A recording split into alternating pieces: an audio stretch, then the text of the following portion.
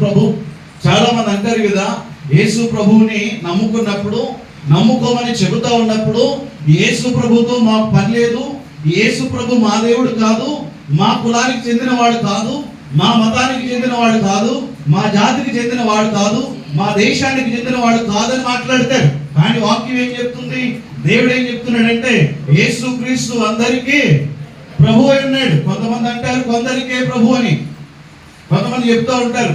ప్రజాప్రతినిధులు కూడా వచ్చి మైక్ పట్టుకుని చెప్తూ ఉన్నటువంటి మాట, బడుగు బలహీన వర్గాల కొరకు యేసు ప్రభు వచ్చాడని అంటారు. వాస్తవం అది.